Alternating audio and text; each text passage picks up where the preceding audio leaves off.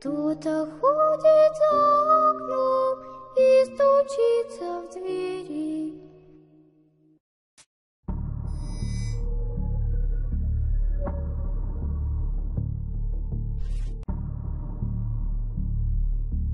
Según los expertos, las extrañas y gigantescas huellas halladas en muchos lugares, junto a los relatos de numerosos testigos, demuestran el aterrizaje de naves extraterrestres en nuestro planeta. Los investigadores del fenómeno OVNI han venido registrando en los últimos años no solo el vuelo de estos artefactos, sino que se han encontrado en los campos donde han aterrizado huellas de sus artefactos y también huellas de sus pisadas, lo cual nos da un valioso material para el estudio. Hasta hoy no ha sido posible llegar a una conclusión completamente indiscutible, 100% efectiva. Falta por contrastar con restos de laboratorio la presencia real de elementos que sean extraños o incluso modificados en comparación a aquellos que nosotros conocemos en temas terrestres. Cuando hablamos de aterrizajes OVNI, una huella sobre el terreno nos lleva a la conclusión, dentro de lo que es la investigación in situ de campo, es de que allí ha aterrizado algo. Otra cosa es de qué se trató, qué es lo que aterrizó en ese lugar.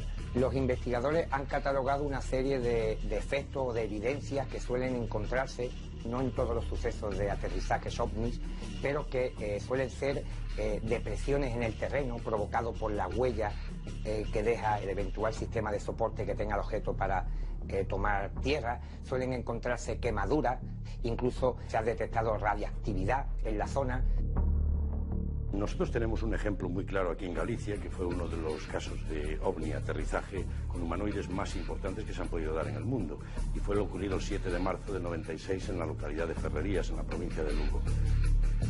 En ese caso pudimos sacar unos moldes de escayola que, una vez llevados a la Universidad de Santiago, al Departamento de Zoología, la opinión personal de los científicos era de que no se trataba de la huella de ningún animal conocido por ellos. Para mí no hace falta otra cosa, porque toda la historia en sí, más esas huellas, demuestran que allí aterrizó un objeto volante no identificado con 8 individuos de 2,5 metros a bordo que pesaban cerca de 250 kilos, y por eso pudimos coger esas huellas que penetraban 19 centímetros en el terreno. En Serradoutes varios testigos vieron una bola de fuego en el año 94 desplazarse a primera hora de la madrugada hacia un monte cercano. Cuando el Departamento de Investigación del Observatorio de Santiago hicieron un informe, llegaron a la conclusión de que posiblemente allí lo que hubiera caído fuese un meteorito. El cráter, desde luego, era un cráter completamente irregular, habían saltado los pinos y todo el sustrato que lo sujetaba a más de 150 metros pendiente abajo, quedando la roca limpia. Tenía que haber sido algo tan sumamente tremendo que no podía sujetarse debajo del sustrato del suelo. Realmente algo cayó en aquel lugar, pero nunca se encontró resto alguno, ni supimos exactamente qué es lo que sucedió. Un fenómeno muy extraño. Los efectos sobre los testigos cuando se aparece un objeto volante no identificado que ellos asocian a una supuesta nave extraterrestre son variados. Por ejemplo, hay muchos testimonios de personas que van circulando con su coche que de repente pues todos los aparatos técnicos o bien se vuelven locos o directamente las baterías de los coches se descargan completamente, el coche queda parado y en un momento determinado, incluso sobre el propio testigo, se empiezan a producir efectos físicos como son pérdida de memoria, vómito. Uno de los efectos físicos provocados por el fenómeno OVNI que más ha documentado los investigadores a lo largo y ancho del planeta y son los efectos que provocan sobre diferente aparataje técnico. La aproximación del testigo a estos objetos ha llevado que en muchísimas ocasiones el vehículo se detenga. En otros incidentes solamente se ha provocado una interferencia sobre el sistema eléctrico del coche. Incluso en domicilios y casas se han sentido como la televisión, la radio y diferentes aparatos eléctricos que haya en la casa pues han sufrido este tipo de alteraciones ante la cercanía de estos objetos.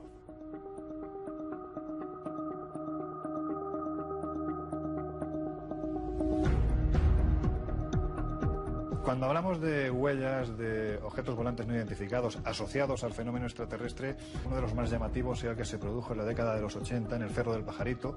Estamos en Argentina y esta huella apareció de la noche a la mañana, cuando durante la noche se estuvieron produciendo también en toda la región, según dijeron los testigos, avistamientos de luces en los cielos. Y estamos hablando de una huella de más de 40 metros de diámetro que literalmente quemó el terreno y que estuvo vigente en este lugar durante meses. Fue fotografiada, fue analizada, se llegó a la conclusión de que aquel terreno se había quemado además a una velocidad verdaderamente extraordinaria, como si algo literalmente se hubiera posado.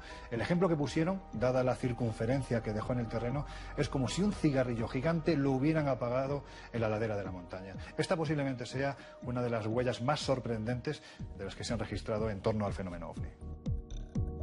Ante la abundancia de evidencias y la contundencia de los testimonios, parece extraño que los gobiernos de los países más desarrollados carezcan de una postura oficial sobre este fenómeno. El hecho de que estos objetos hayan dejado su huella en los terrenos y devengan efectos físicos sobre las personas ha despertado, como es lógico, la curiosidad de los estamentos oficiales, quienes sin embargo nunca se han pronunciado al respecto, a pesar de que han existido diversas comisiones de estudio para determinar cuál era la naturaleza de este fenómeno. En España además se produce un hecho muy singular, y es que el propio Ejército del Aire defiende la no existencia de los objetos volantes no identificados, especialmente cuando se asocian al fenómeno extraterrestre. Y sin embargo, no deja de ser una incongruencia que entre los documentos que se desclasifican en el año 92 surge un documento, la Instrucción General 40/5, que te dice paso a paso cómo tienen que reaccionar los militares si se encuentran ante un objeto volante no identificado. Si además este objeto volante no identificado aterriza, cómo hay que reaccionar. Si además descienden sus tripulantes, cómo tienen que actuar los estamentos militares. Yo parto de la idea de que si para el ejército no existe el fenómeno OVNI como fenómeno extraterrestre, no sería necesaria una instrucción de este tipo. El 10 de septiembre de 1990, el pueblo portugués de San Vicente de Alcena fue testigo de uno de los más importantes sucesos relacionados con el fenómeno OVNI en la península ibérica. Nos encontramos en una localidad cerca de Oporto, llena de miedo, llena de temor de que aquello pudiese volver a suceder.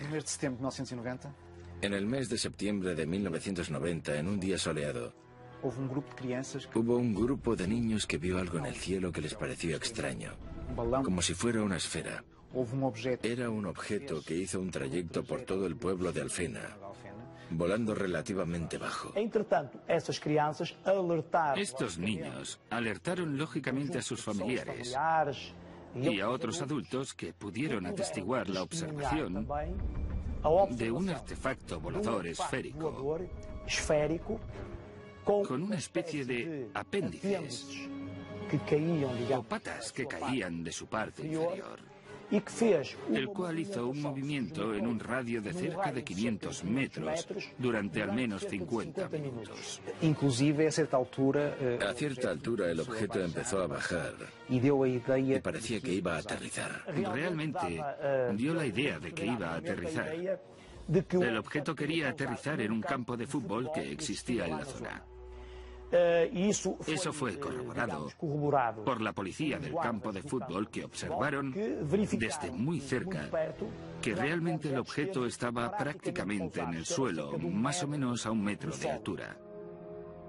En aquel momento había un grupo de trabajadores que estaban en el almacén y salieron. Tiraron piedras al objeto, lo que hizo que éste se elevase. Las piedras no llegaron a darle, pero hubo como una respuesta inteligente, digámoslo así. Al lanzarle las piedras, el objeto se fue.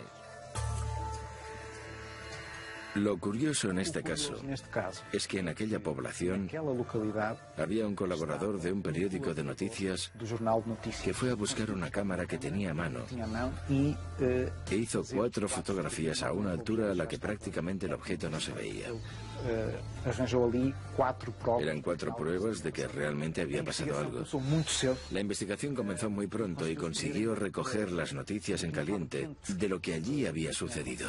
La Fuerza Aérea también emitió un comunicado después de analizar los negativos para decir que no habían tenido ningún registro de radar y que no tenían conocimiento de maniobra militar alguna, por lo que prácticamente no podían clasificar el objeto.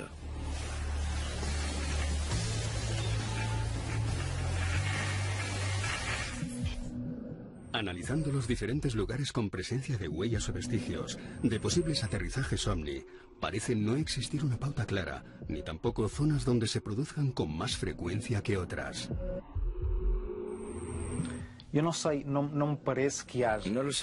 A mí no me parece que haya un sitio específico o una zona más propensa para que haya esos aterrizajes por parte de esos fenómenos, sean lo que sean. No diría que los lugares en términos de aterrizajes estén totalmente comprobados, ni que haya lugares más propicios para hacerlos. En tanto en cuanto en la península ibérica hay muchos casos de contactos con extraterrestres en lugares muy distintos.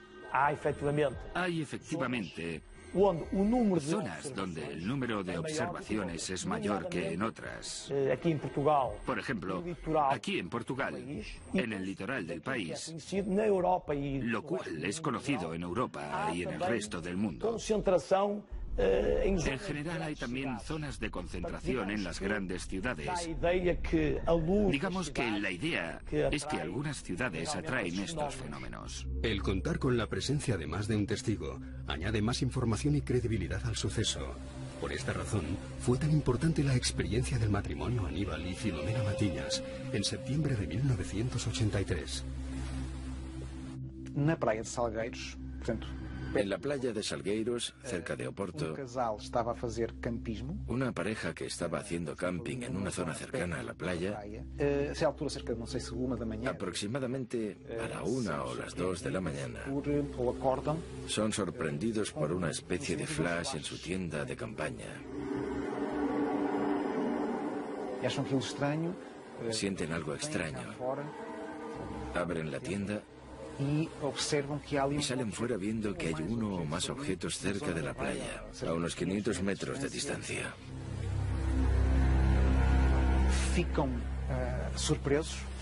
Se quedan sorprendidos aún más cuando ven a 4 seres altos, vestidos con trajes blancos,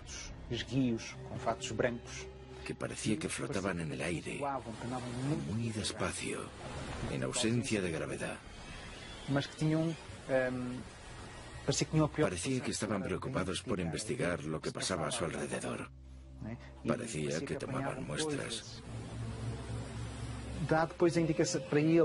Ellos piensan que los seres les ven porque el foco de luz vuelve a iluminarles sobre la tienda. Y los seres se desplazan nuevamente hacia los objetos. Ven que encima de los objetos hay una especie de cúpula que emite el flash de luz que les iluminaba la tienda. Los objetos se levantan y dando una vuelta sobre la playa vuelven a aterrizar. Los seres vuelven a salir y la pareja completamente aterrorizada dice: ¿qué es esto? Los seres vuelven a hacer más o menos lo mismo y después se van. Al parecer, el equipo de investigadores de STEC, cuando tuvieron conocimiento de este caso, fueron al lugar a intentar saber lo que había pasado. Sacaron fotografías e intentaron ver si había señales de ese aterrizaje, pero no encontraron nada. Tuvieron la oportunidad de hablar con la pareja y pensaron que los dos eran coherentes con lo que allí había pasado. Eso también es importante saberlo. El 29 de septiembre de 1989, 5 jóvenes, intrigados por unas luces que se veían en el horizonte, acudieron a la playa de Conil sobre las 9 de la noche. Según su testimonio, de improviso, unas formas extrañas surgieron del agua. Ven acercarse algo, 2 formas humanoides que vestían una especie de túnica de gran altura, de gran tamaño. Luego se añade una más, una tercera forma, con rasgos más difusos. Estos seres tenían rasgos completamente anómalos, de hecho no tenían ningún tipo de rasgo facial, simplemente una cabeza en forma de huevo, sin ojos, sin cejas. Se comienzan a pasar una especie de lucecita los unos a los otros, hacen una especie de hueco de arena donde entran aquellas formas humanoides sin un rostro definido, y cuando salen son dos personas tipo turistas nórdicos. De pronto aparecieron como si fueran seres humanos completamente normales. Salen andando hacia el pueblo y desaparecen ante la consternación de aquellos 5 jóvenes que no daban crédito a lo que estaban viendo, y que sobre el terreno hubo unas marcas que, si no definitorias, sí evidentes de la presencia de aquellos 2 seres en la playa. Estos seres se hospedaron incluso en un hotel de la localidad, dando nombres y apellidos. Lo más curioso es que 2 días antes, un suceso muy parecido, pero esta vez a plena luz del día, ocurría en la ciudad rusa de Voronezh. En un parque público, ante la mirada de todos los que allí paseaban, aterriza una nave de la cual salen unos seres también de gran altura, seres que no se le ven los rasgos físicos, que se pasean por allí, que no interactúan, pero que sin embargo van dejando suficientes muestras de su presencia como para los que testigos se asusten y se queden asombrados. Se habla incluso del secuestro, del rapto de un chico de entre los que estaba en aquel parque. No solamente se relacionó el caso de Voronezh y el de Conil por la cercanía en el tiempo, sino por el hecho de que fueron episodios que no son comunes dentro de la ufología. No solamente estamos hablando de la visión de objetos voladores no identificados, sino que multitud de testigos, tanto en el caso español como en el caso soviético en aquella época, dijeron que habían visto el desembarco de humanoides. Hay extraterrestres entre nosotros, infiltrados. Hay extraterrestres que tienen, de ser cierto ese encuentro en Conil, la capacidad de metamorfosear su apariencia física, lo cual nos retrotraería a lo que ya se cuenta en epopeyas antiguas, mesopotámicas, egipcias, de esos dioses que cambiaban su apariencia y que indudablemente no estarían de unos siglos para acá entre nosotros, llevarían milenios entre nosotros, lo cual nos da una idea de la juventud de nuestro planeta, pero de la antigüedad de esas visitas.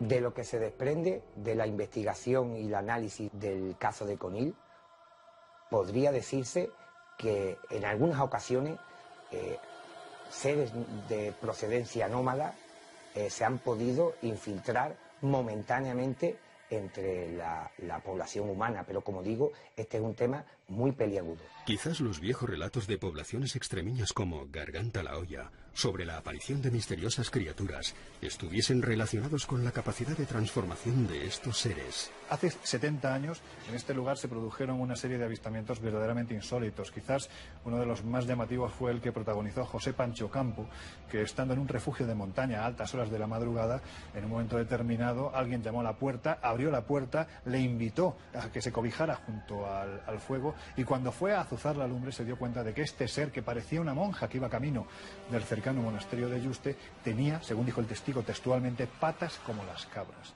La vinculación de la ufología con la mitología es clarísima, ¿no? Muchos de los casos ufológicos actuales, donde se ven a seres híbridos, mitad humanos, mitad animales, sobre todo caprinos, ¿no?, con pezuñas de cabra, están muy vinculados con el folclore de la antigüedad. En Garganta de la Olla, no una vez, sino 2 veces, ocurrió un fenómeno similar.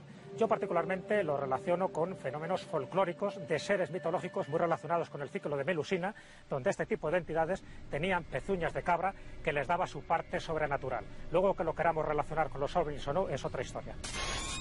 Aún persiste el misterio en la base militar de Talavera la Real, en la provincia de Badajoz. Lo que sí sabemos es que este es uno de los pocos casos en donde los militares emplearon sus armas reglamentarias. Estamos hablando del mes de noviembre del año 1976, cuando dos militares, José María Trejo y Juan Carrizosa, se encontraban de noche en sus respectivas garitas, separados tan solo por 60 metros, y a altas horas de la madrugada empezaron a observar cómo en el cielo había una serie de luces extrañas que parecían sobrevolarles. En un momento determinado, de estas luces se dio paso a otro fenómeno bastante particular, y es que ellos aseguraban estar oyendo detrás de su posición sonidos muy extraños. Incluso llegaron a calificarlos que era como si una especie de oso gigantesco estuviera detrás de ellos. Inmediatamente lo que hicieron fue armar su fusil.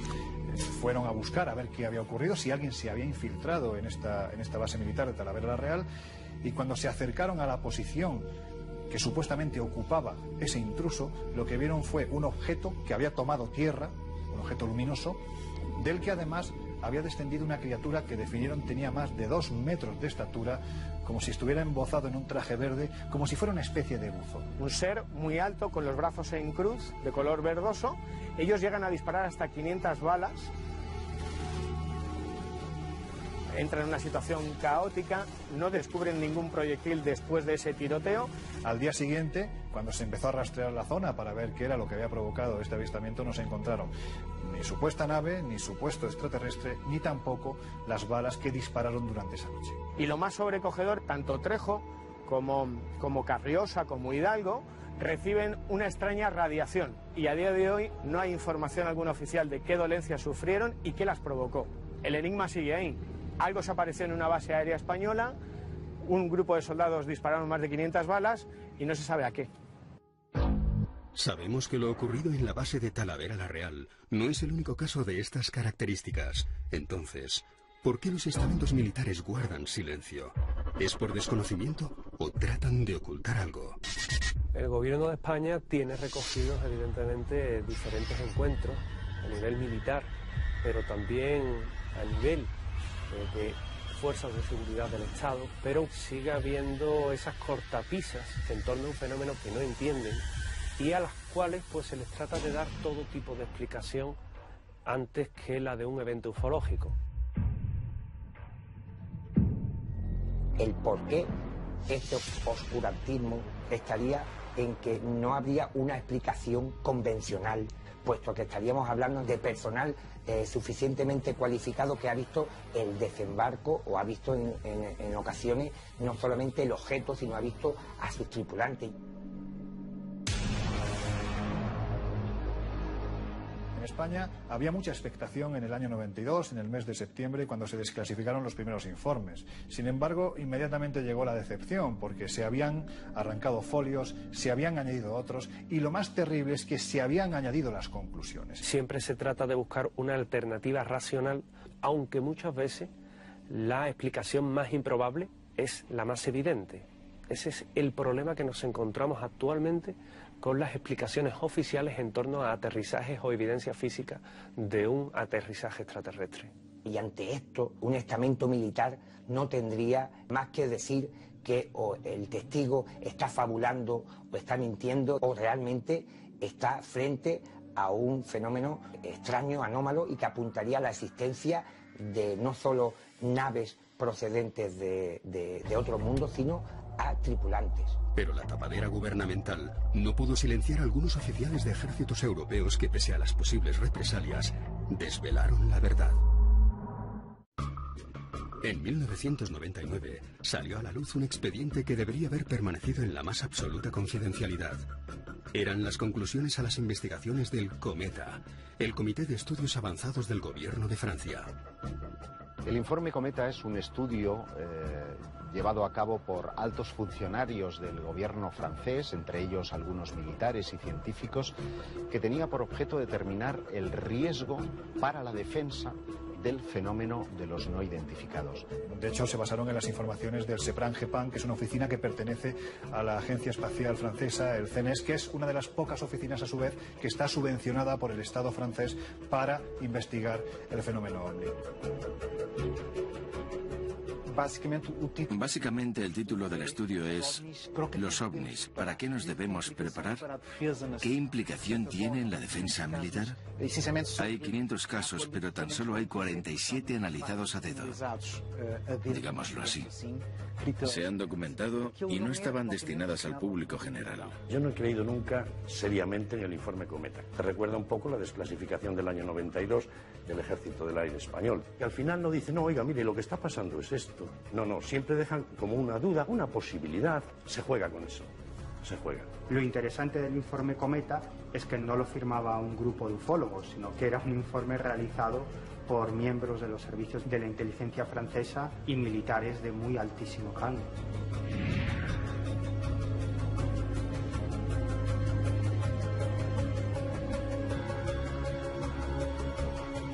El informe viene avalado por científicos, por militares y por funcionarios de alto rango. Por lo tanto, las conclusiones que se ofrecen en el mismo tienen una credibilidad absoluta. Estamos hablando de elevados estamentos militares. Por tanto, no son unas personas cualesquiera. Tienen conocimientos técnicos de defensa, de estrategia, y saben valorar si hay un peligro inminente o no. Para lo que nosotros deberíamos estar preparados es para un fenómeno que desconocemos, pero que puede tener implicaciones peligrosas para la seguridad aérea. ¿Qué casos son aquellos que investigaron esos científicos para sacar el informe? ¿Le faltaban casos más importantes, más interesantes que pudieran estar en poder de la Fuerza Aérea Francesa, por ejemplo, y que a la Fuerza Aérea Francesa no le interesó que pasaran por las manos de estos científicos? Con toda seguridad. Entonces, la credibilidad del informe o, digamos, su buen hacer ya cojea. A mi entender, que este grupo de personas se animasen a firmar este documento, Cometa, me lleva a pensar que en realidad el fenómeno ovni es algo sobre lo que se habla, se discute e interesa en las más altas instancias gubernamentales de los países occidentales.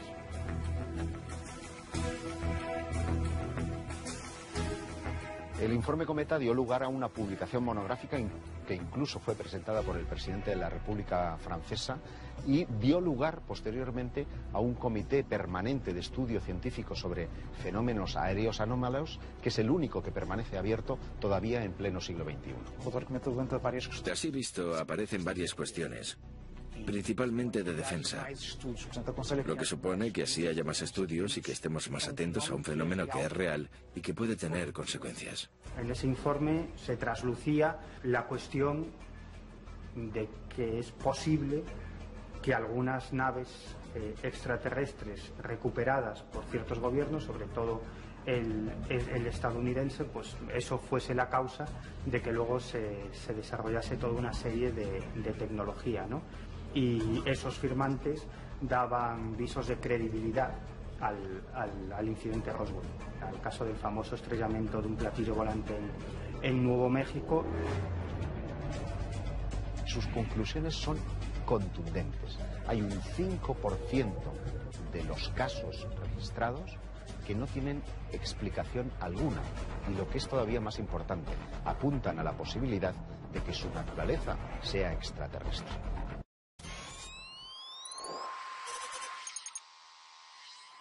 Uno de los casos paradigmáticos incluidos en los expedientes desclasificados del Ejército del Aire Español se registró en 1976 al noroeste de la isla de Gran Canaria, en los alrededores de la localidad de Gáldar.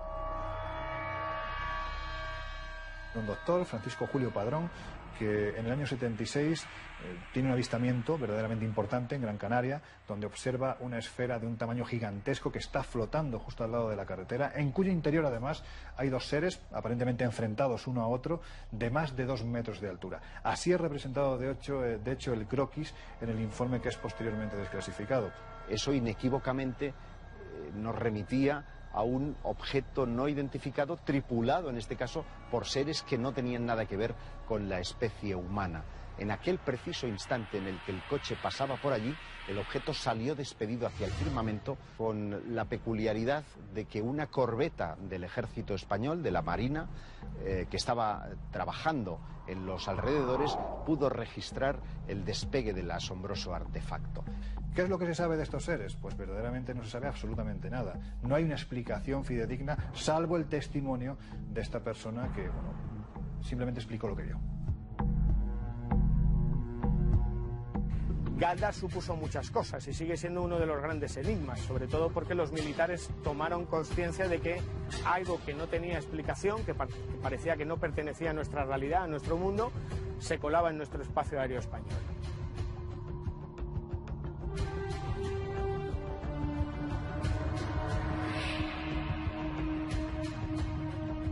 El expediente desclasificado en el que se ofrece lo que ocurre en Galdar posiblemente sienta las bases de cómo actuar ante un suceso de ese tipo, porque evidentemente estamos ante algo muy serio. Estamos hablando de dos seres de una estatura increíble que además permanecen flotando en mitad de una esfera que a su vez está flotando junto a la carretera cuando es vista por Francisco Julio Padrón, por el doctor Padrón. Quizás sienta las bases, como digo, para lo que posteriormente sería la investigación de este tipo de sucesos dentro del ámbito más militar puro, ¿no? Estamos hablando de, bueno, pues un suceso que rompía los esquemas porque hasta ese instante no se había producido nada parecido.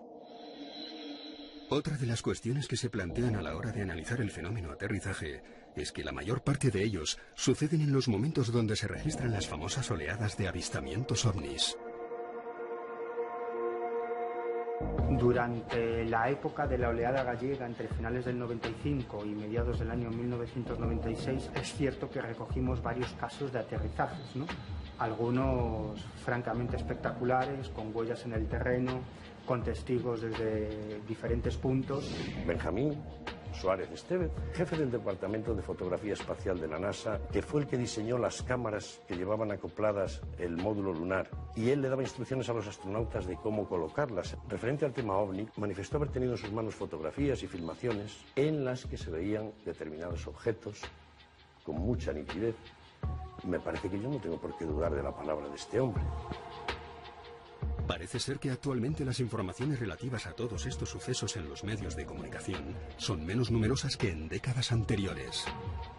Hubo una época en los años 80 en que los propios medios se hacían un eco grande de todos estos relatos. Y por tanto, también daban idea e interés, aparte de la población, para prestar más atención al cielo y estar mirando hacia arriba un poco más para ver qué pasaba allí. Es cierto que el fenómeno extraterrestre, entre comillas y muy grandes, asociado al fenómeno aterrizaje, ha perdido mucha fuerza, ¿no?, en los últimos años. Aún así tenemos, en el año 1996 se produce el gran caso en nuestro país, posiblemente el más importante del siglo XX, en la localidad de Los Villares, en Jaén, donde un humilde agricultor a las 12 del mediodía, que no es una hora muy habitual para ver este tipo de objetos, observa cómo en mitad de lo que él denomina una era hay algo aterrizado que identifica como si fuera una especie de contenedor de icona que desaparece y aparece dependiendo de la distancia a la que él se coloca. El caso de los Villares ocurre en el año 96, en julio, cuando Dionisio Ávila, un jubilado de esta localidad de Jaén, en su paseo rutinario, se encuentra con un objeto extraño en forma de campana, con 4 ventanas totalmente opacas, negras, en forma de ojo de buey, cuando ante él aparecen 3 humanoides.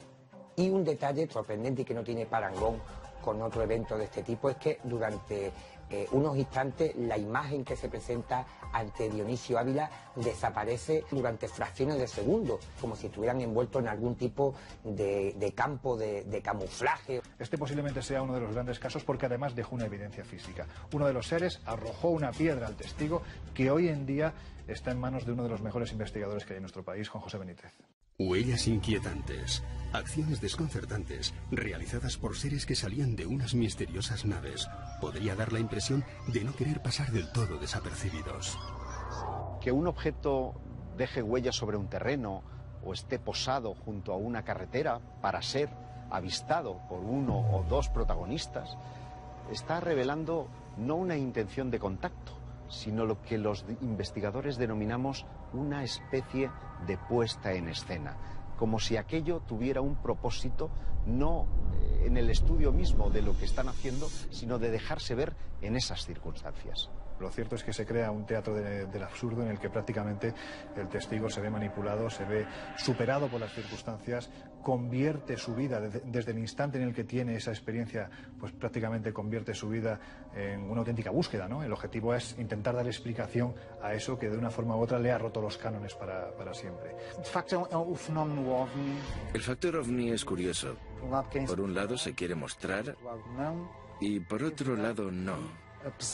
Es verdad que a pesar de la gran diferencia de descripciones y de identidades que existen, parece real que todos tengan el mismo comportamiento. Si es un comportamiento común, articulado o no, no lo sé. Uno de los más eminentes ufólogos mundiales, Jacques Vallée, propuso una ley según la cual en los lugares más alejados y más remotos había mayor posibilidad de tener un avistamiento, como que ellos rehúsan el contacto. Pero hay muchos otros casos en los que parecen hacer gala de un cierto exhibicionismo, casos en los que se han podido fotografiar, filmar en núcleos altamente poblados, como si quisieran llamar nuestra atención por una determinada circunstancia. Si suponemos que los extraterrestres han entrado en contacto con nosotros, ¿por qué ocultarse? Cuando esta pregunta se la haces a un contactado que cree firmemente en la existencia y en el contacto con estos seres, la respuesta siempre es la misma. Es que no estamos preparados. Posiblemente se produciría una hecatombe a nivel mental, espiritual, social en todo el planeta. Pero yo creo que esto es una estupidez. Realmente, si ellos se quisieran manifestar, si ellos existieran, ¿por qué no iban a hacerlo? ¿Habrá alguna ley cósmica por la que no puedan interferir directamente con nosotros? De ahí lo de mostrarse o no. Hacer esas experiencias a escondidas, hablar con nosotros a escondidas, les pone casi al límite.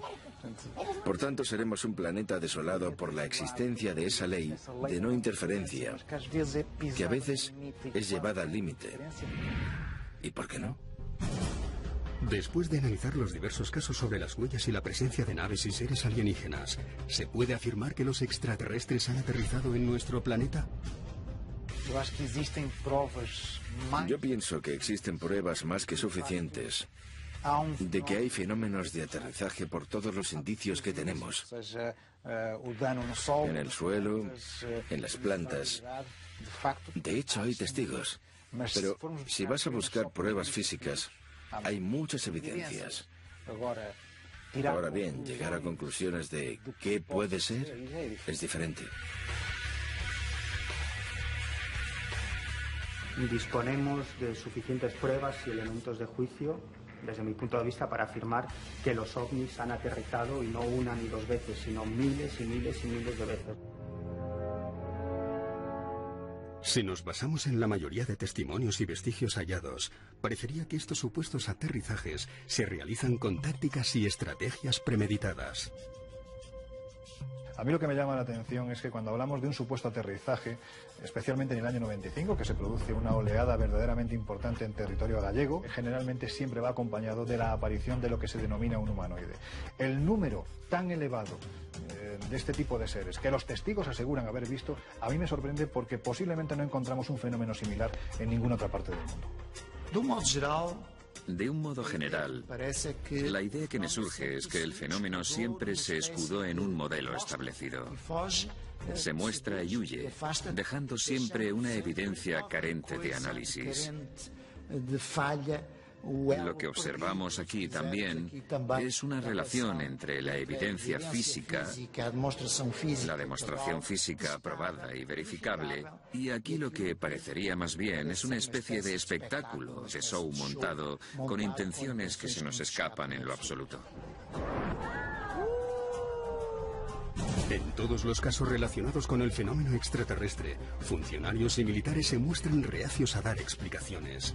¿Existe una mordaza gubernamental que les impide hablar? Los gobiernos y los militares de todo el mundo se han mostrado de forma desigual respecto al fenómeno ovni, pero hay un común denominador en todos ellos, y es que hay una velada cortina de silencio que afecta a los no identificados. Yo no creo que exista una mordaza gubernamental que impida hablar a los militares, simplemente por puro criterio deontológico, por su formación, porque este tipo de sucesos forman parte de la materia reservada más pura y más dura. Ellos ya saben que no pueden hablar de este tipo de fenómenos, especialmente cuando son testigos de ellos. Sí, creo que habrá una potencia estratégica. En fin, en nombre de la preservación, de evitar un temor colectivo, de evitar el pánico colectivo, de segregación social. Naturalmente, esto provocaría muchos problemas a los gobiernos. Si todos estos objetos desconocidos no fueran de naturaleza extraterrestre, ¿cuál sería su procedencia? ¿Podría ser todo un montaje? Lo que nos dicen los indicios es que sucede algo extraño, que puede pasar por ser un montaje. Pero los estudios demuestran que no lo es. Indudablemente dentro de la casuística hay casos que no son reales, que tienen una explicación convencional o que han sido fraudes, pero la mayoría de los casos claramente apuntan a la existencia de un fenómeno real y sumamente interesante.